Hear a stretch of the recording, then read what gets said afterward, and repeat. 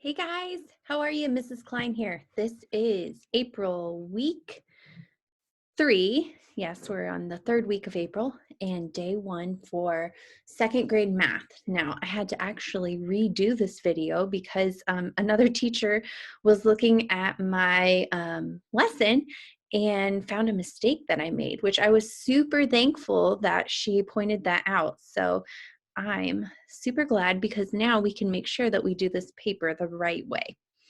All right, so here's our paper, and it starts out with how many in all, and there's a bunch of stars here, okay?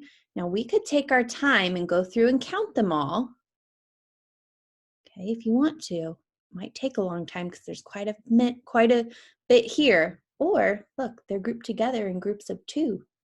And I know that you guys know how to count by 2s. So let's go through and we're going to go nice and slow so you don't get confused. And we're going to count by 2s together, okay? Ready? 2, 4, 6, 8, 10, 12, 14, 16, 18. Good job, guys.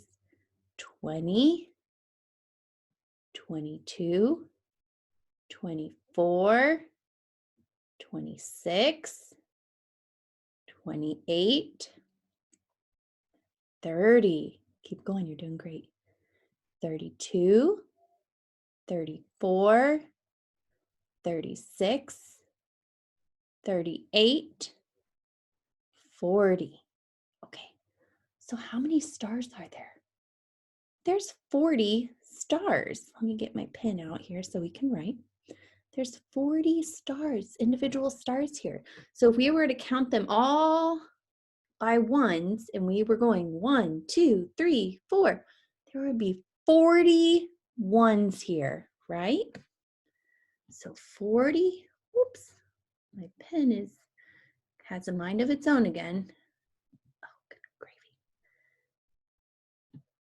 40 ones or 40 units, right? The stars are considered units here. 40 ones is equal to how many tens? How many groups of 10? Well, if you look, here's 2, 4, 6, 8, 10. There's a group of 10. Here's a group of 10. Sorry, my circles are kind of silly. Here's another group of 10. And here's a group of 10. Okay, so how many groups of 10? There are 4 tens in the number 40. Good job. Okay, so how many stars were there in all again? There are 40 stars in this picture here. Okay, let's go down and look down here. We're back with our popsicle sticks that are bundled together. Now remember, these bundles are 10 popsicle sticks in each bundle, okay? So if we were to count them, we could count by tens because you guys are great at counting by tens. And we could go 10, 20, 30, 40, 50, 60, 70, 80, 90, 100, 110, 120, 130, 140. There we go. That would be how many there are in all. And that question is actually right here. How many sticks in all? What did we say? 140 sticks in all. Okay, let's look at A. How many tens are there? Let's look at how many tens there are. There's a group of 10 here, so count how many groups of tens there are. 1, 2, 3, 4, 5, 6, 7, 8, 9, 10, 11, 12, 13, 14. There are 14 groups of 10, guys. Wow. And we know now that 14 groups of 10 equals 140, right? So how many hundreds are there? So let's count again till we get to see how many 100s are in this group. Now remember, we know that 10 tens equal 100. So let's circle our groups of 100. Ready? 1, 2, 3, 4, 5, 6, 7, 8, 9, 10. There's a group of 100. Do we have enough to make another group? Do we have 10 more? 1, 2, 3, 4. Nope, we do not have enough to make another group of 100. So how many hundreds are there? There's only one group of hundreds. Good job, guys. All right, you guys are working hard on this.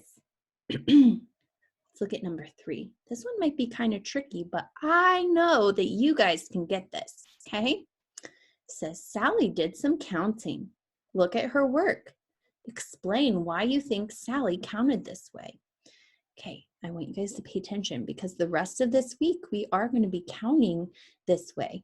Our goal is to get from whatever number they give us to start with. So in this case, 177, and we want to get to 214. We want to get there the easiest way possible for our brains.